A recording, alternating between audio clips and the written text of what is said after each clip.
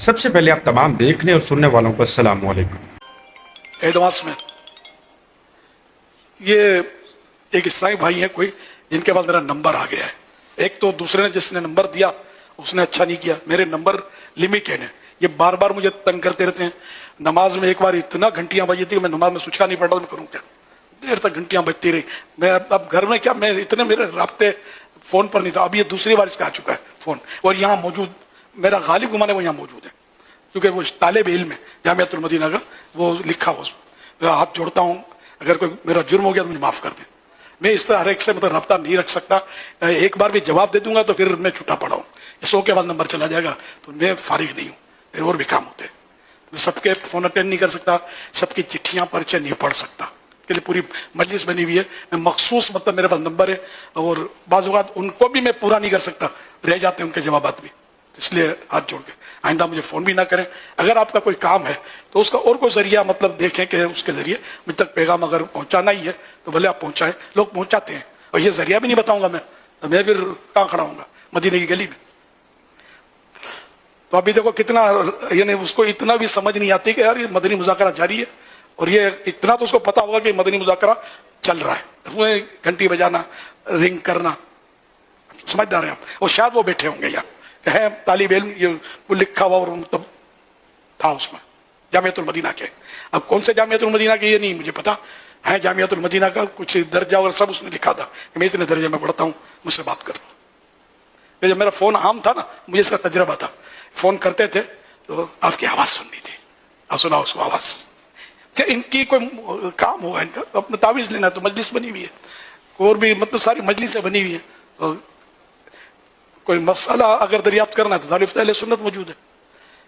تعویذ یا کوئی روحانی علاج چاہیے تو اپنا مجلس بنی ہوئی ہے، اس کا بستے اور سب پتہ ہوتا ہے عیسائی بھائیوں کو، جو قریبی عیسائی بھائی ہوتے ہیں تو وہ لے سکتے ہیں۔ اللہ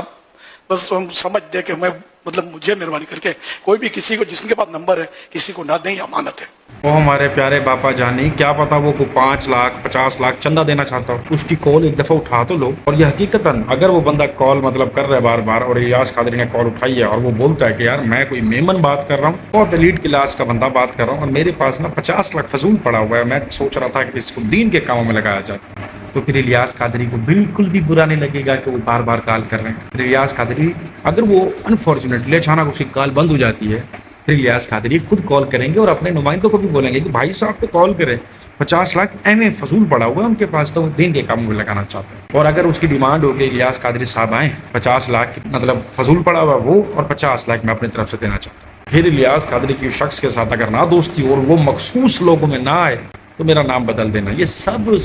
نو مایا ہے۔ خود دیکھو، ایک ٹیچر ہے ٹیوشن کی، اس کے پاس ایک بچہ پڑھنے آتا ہے جو کہ 7 کلاس میں، اور وہ اپنے ٹیچر کو فیس دیتا ہے 10,000 روپے، ایلیٹ کلاس ہے، کہ مجھے آپ جو ہے وہ پڑھائیں۔ اسی کے برعکس ایک اور بچہ آتا ہے پڑھنے کے لیے، اس کے پاس محض فیس ہوتی ہے صرف اور صرف 1,000 روپے۔ اب ٹیچر نے اس کو بھی رکھا ہوا ہے، 10,000 والے کو بھی رکھا ہوا ہے۔ اب آپ نے مجھے سوچ کے بتانا ہے ٹیچر کے لیے مخصوص وہ 10,000 والا ہوگا یا وہ 1,000 والا، ٹیچر کے لیے اہمیت کے قابل وہ 10,000 والا ہوگا یا وہ 1,000 والا، ٹیچر زیادہ پروٹوکول کس کو دے گی، 10,000 والے کو یا 1,000 والے کو؟ ایسا نہیں ہے کہ الیاس قادری بہت بزی آدمی ہے، کوئی ٹریڈنگ کر رہے ہیں، ایسا نہیں، صرف ان لوگوں کی کالز اٹھائیں گے، ان سے رابطہ ہوگا جو خربوں بتی ہیں، آپ کے اور ہمارے جیسے شاپروں کی کال نہیں اٹھائیں گے وہ، کیونکہ اتنا ٹائم ان کے پاس ہے نہیں۔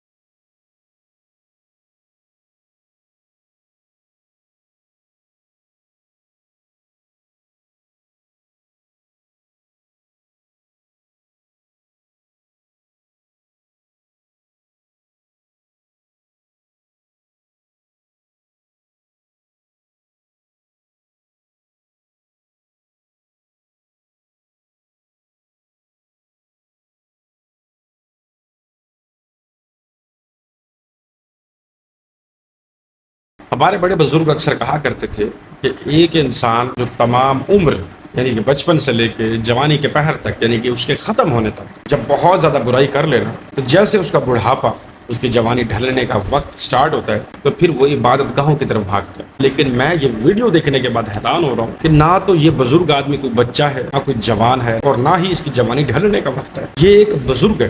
ادھیڑ عمر کا بزرگ، اور یہ اپنے مریدوں کو یا جو لوگ اس کو مانتے ہیں ان کو کیا میسج دے رہا ہے کہ جب میں بھی دنیا سے چلا جاؤں اس طرح سے میری درگاہ میں آنا ہے، دروازوں کو الگ چومنا ہے، اور میری جو پتھر سے بنی ہوئی ایک عمارت ہوگی یا قبر ہوگی مٹی سے بنی ہوئی اس کو بھی چومنا ہے، سجدہ کرنا ہے، باقاعدہ سجدہ کرنا ہے۔ میرا سوال اتنا ہے، آپ علیہ السلام کی وہ حدیث آپ کو یاد نہیں کہ آپ علیہ السلام کو ایک بدو صحابی نے سجدہ کیا ادبانہ طور پہ، یعنی کہ ادب کے طور پہ، تو آپ علیہ السلام نے منع فرمایا اور کہا کہ اللہ کے بعد اگر کسی کو سجدہ ہوتا تو میں عورتوں سے کہتا اپنے خاوندوں کو کرو، اور کیا میں جب اس دنیا سے چلا جاؤں گا تو تم مجھے وہاں بھی میری قبر پہ بھی آ کے سجدہ کرو گے؟ تو اس بدو صحابی نے کہا نہیں یا رسول اللہ، یعنی کہ آپ علیہ السلام کو یہ بات ناگوار گزری اور آپ علیہ السلام نے کہا کہ سجدہ صرف رب کی ذات کو۔ تو پھر یہ کس پیغمبر، یہ کس نبی کے ماننے والے ہیں، کس کے امتی ہیں، کس کا کلمہ پڑا ہوا ہے، کس دین پہ اور کس پیٹرن پہ عمل کر رہے ہیں؟ یہ سوال اور یہ جواب میں آپ کو چھوڑ رہا ہوں۔ یہ آپ دیکھیے کہ ان کی جو دائیں طرف جو آنکھ ہے یہ آپ کو کھلی نظر آئے گی، بائیں طرف جزاک اللہ، بائیں طرف کی جو آنکھ ہے یہ آپ کو کھلی نظر آئے گی۔ یہ جب کھلی تو ہم نے لے لی اور آپ کو اس کی کونے سے آنسو چمکتا ہوا نظر آ رہا ہوگا، یعنی جب باپا کھڑے تھے تو اس وقت آنکھیں بند تھیں،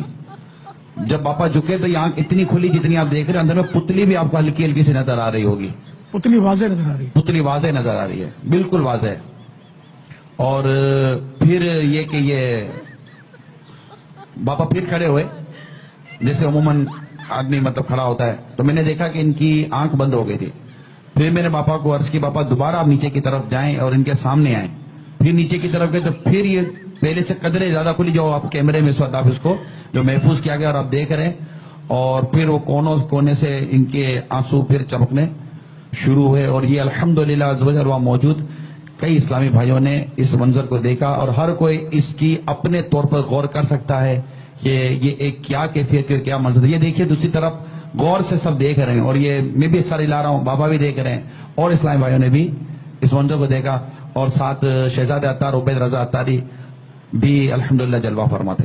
اچھا، تو یہ وہ ریزن ہے جس ریزن کی بنا پہ ہمیں الیاس قادری کو بہت بڑا مجدد مان لینا چاہیے۔ جس طرح سے یہ بریلوی حضرات، یہ بریلوی مفتی اور عالم کلیم کرتے تھے پیران پیر شیخ عبد القادر جیلانی رحمۃ اللہ علیہ اپنے کسی بھی گناہ گار مرید کو زندہ کرتے تھے، اسے کہتے تھے اٹھ توبہ کر، اب تو دوبارہ فوت ہو جائے۔ جبکہ قرآن میں اللہ فرما رہے ہیں کہ جب ہم تمہاری روح کو کھینچ لیتے ہیں تو کوئی دنیا کی طاقت، کوئی بزرگ، کوئی بابا اس روح کو واپس لوٹا نہیں سکتا۔ لیکن انہوں نے پیروں کے بارے میں کلیم کیا کہ وہ آتے ہیں، وہ جو روح اللہ کھینچ چکے ہوتے ہیں، کھینچوا چکے ہوتے ہیں، اس روح کو واپس اس مردے میں ڈالتے ہیں، اس کو توبہ کرواتے ہیں، اور اس کے بعد کہتے ہیں کہ آپ کو دوبارہ فوت ہو جائے۔ یعنی کہ جو اللہ نے قرآن میں کلیم کیا وہ تو بالکل ایگزسٹ ہی نہیں کرتا جب ان کے پیر فقیروں کی بات آتی ہے۔ تو اسی طرح سے الیاس قادری کو یہ شروعاتی دنوں کے اندر جب ہر طرف افراتفری کا عالم مچا ہوا تھا کہ وہ کراچی کا بہت بڑا پیر ہے، وہ ٹائم ٹریولنگ کرتا ہے، پھر انہوں نے یہ ویڈیو وائرل کی تھی جب انہوں نے نبینوں کو آنکھ دلوائی تھی نا، کہ وہ ایک وہ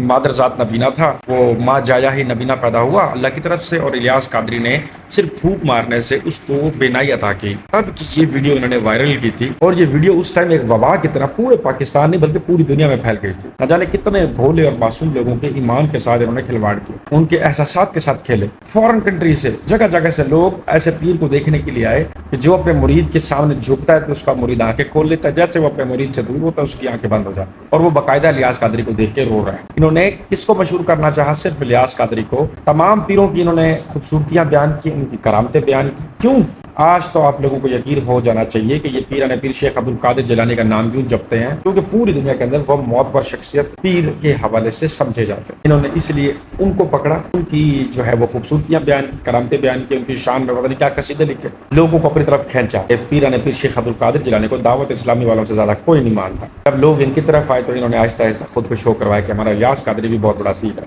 اور آج تو مجدد بنا ہوا۔ آج کوئی بندہ الیاس قادری تک رسائی حاصل کرے اور پوچھے کہ کیا آج آپ ایسا کر سکتے ہیں کہ کوئی آپ کا مرید فوت ہو تو آپ اس کے سامنے جھکے تو وہ آنکھیں کھول لے، اور جب دور ہوں تو آنکھیں بند کر لے، آپ کو مل جائے گا جواب۔